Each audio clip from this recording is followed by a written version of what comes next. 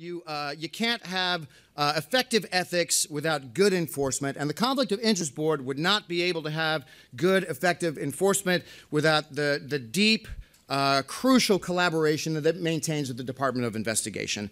And it is therefore, I can think of no better guest keynote speaker for our plenary session on this 25th anniversary than the person who leads the agency that is the COIB's chief collaboration agency. And I'm pleased to say she's here with us today. So please join me in welcoming the Commissioner of the Department of Investigation, Margaret Garnett.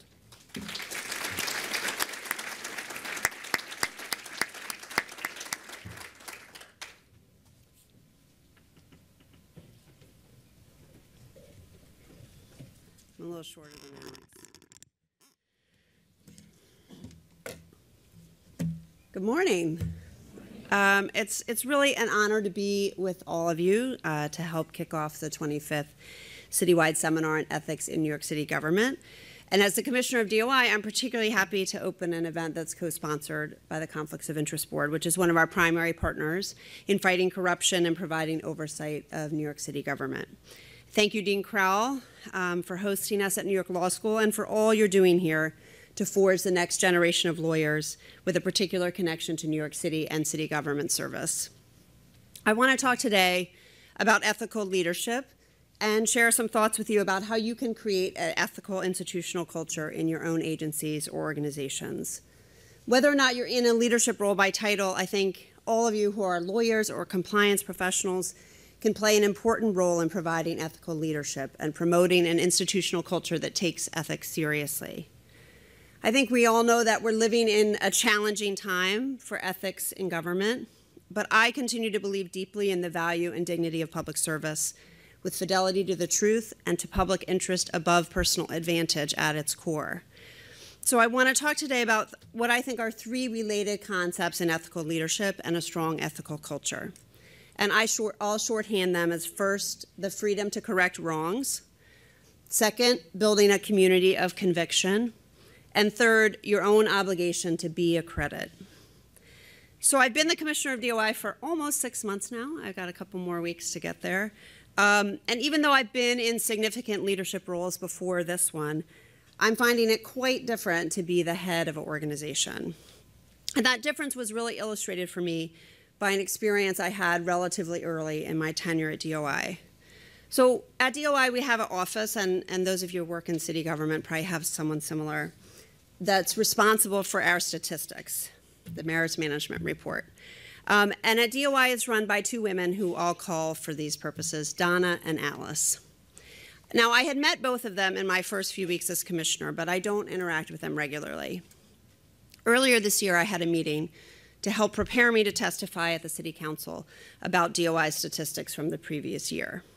Members of my senior staff were at this meeting, and of course, one of the women from the statistics office, whom I proceeded to refer to as Donna probably dozens of times over the course of a 90-minute meeting.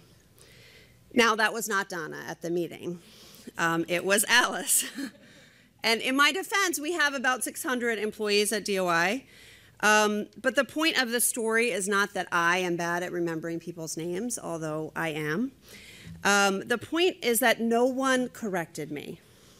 I called Alice Donna again and again and again, and no one said anything, not even Alice.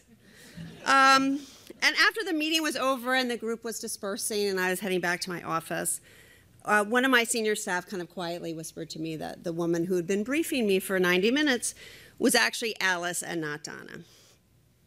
And when I asked why no one had said anything, I got various answers, like they didn't want to embarrass me, that would be disrespectful to correct the commissioner in a public setting, or that they tried to kind of subtly signal to me, but I didn't pick up on it, which is probably true. So in the end, this was a minor lapse. I was mortified, and I apologized later to Alice.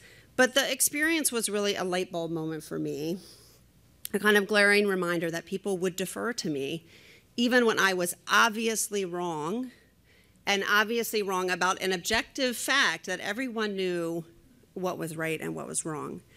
and that the scenario could easily repeat itself on something much more consequential than someone's name. And what I took from it is that I could not take for granted that people will speak up on matters large and small, and also that I would have to be very careful not to become comfortable with this level of deference. I realized that I would have to take affirmative steps to make sure that I was consciously creating and modeling a culture where it's not only okay to be wrong, even for me to be wrong, but okay, even encouraged to disagree, to challenge, to raise concerns and issues, even those that might go against the initial instincts of the people who are in power in your organization. We can all think of examples of catastrophic ethical failures at organizations, whether it's Enron or Harvey Weinstein or clergy sex abuse in the Catholic Church.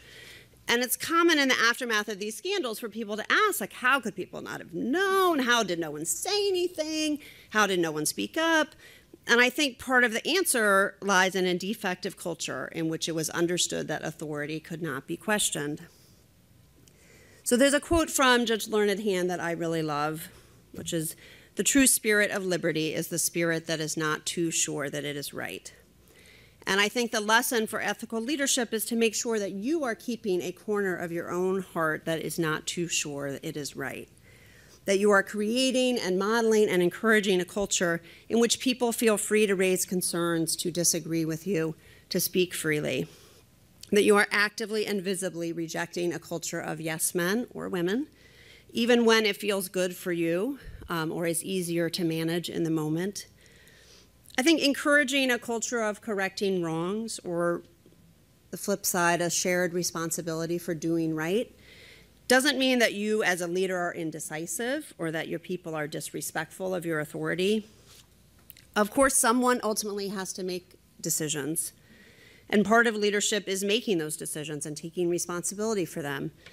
But what I'm talking about is a culture that is truth-centered, where you make decisions based on the best input from all your people, which I think depends fundamentally on everyone in your organization understanding that they have the freedom to correct.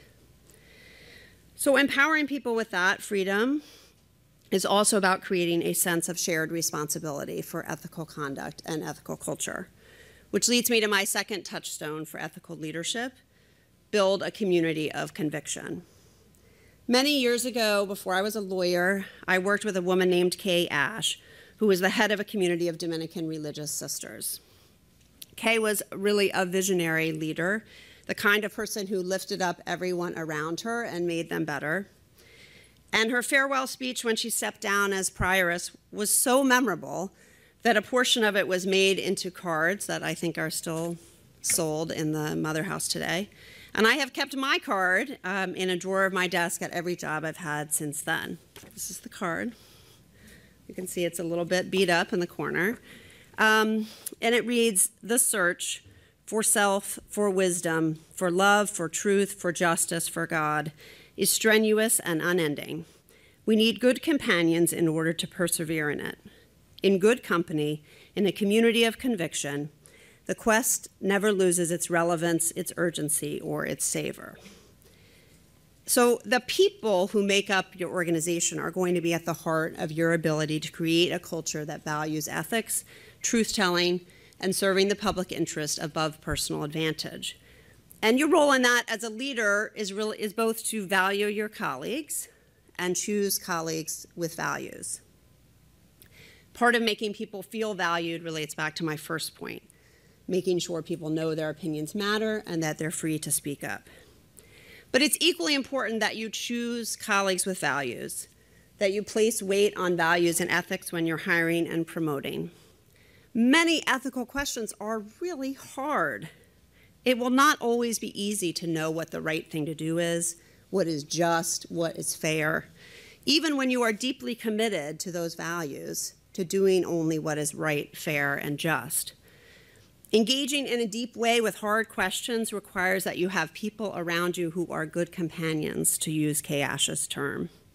People who are also committed to arriving at decisions that are fair, just, and right. People who will speak up and give you frank advice. People in whose own ethical compass you have confidence.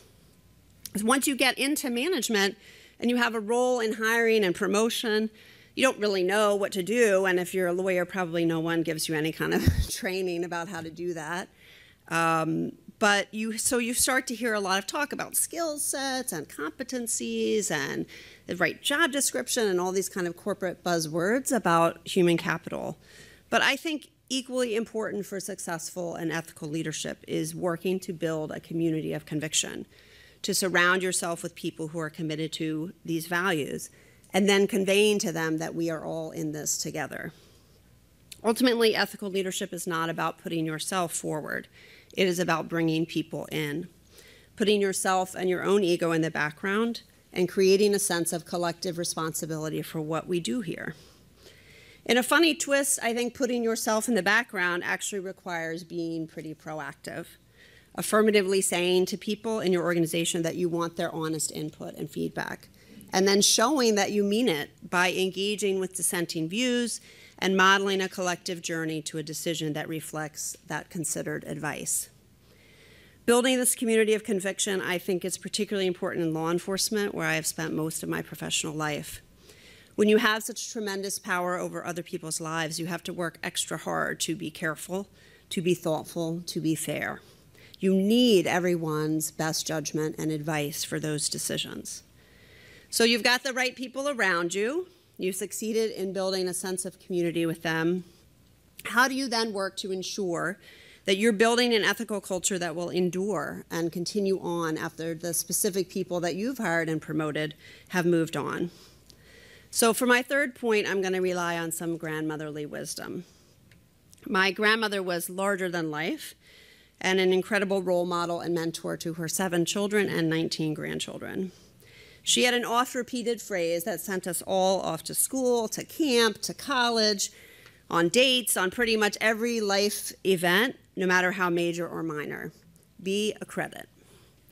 To this day, I often hear her voice in my head saying, be a credit, when I'm about to embark on a new venture or feeling nervous about some decision. Now, you may be asking yourself what the heck that means, be a credit. And I can tell you that this phrase is so ingrained in my family that I don't think anyone ever asked or thought to ask my grandmother what she really meant. But over the course of my life, I've come to think of it as having 2 important and related meanings. First, be a good steward of the legacy you inherit. And second, in any situation, try to add more than you subtract. So how can you put those 2 principles into practice in building a strong ethical culture in your organization? I feel incredibly fortunate to have grown up professionally as a prosecutor in the Southern District of New York, a place I think has a tremendously strong and enduring ethical culture.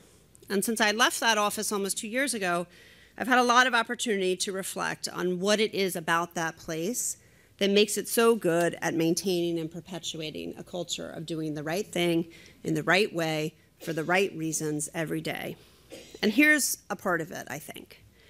When you're a new and inexperienced AUSA, you get told repeatedly that when you walk across the street to the federal courthouse, you're going to benefit from a credibility and an assumption of good faith that you did not earn for yourself. Other people, the generations of Southern District AUSAs who came before you, earned that reputation for you, and you are going to be the beneficiary of it. Whatever you achieve, you are standing on their shoulders to do it. And what is drilled into you is not only that you should accept that benefit with some humility, but that you are also a steward of that legacy, that you in turn have an obligation to not blow it for the generations of AUSAs who will come after you and who will need that mantle of institutional credibility just as much as you did. Ethical leaders foster a culture that makes people feel responsible for maintaining the ethical reputation and credibility of your organization, a culture in which everyone, top to bottom, feels they are caretakers with a duty to build, maintain, and then pass on that legacy.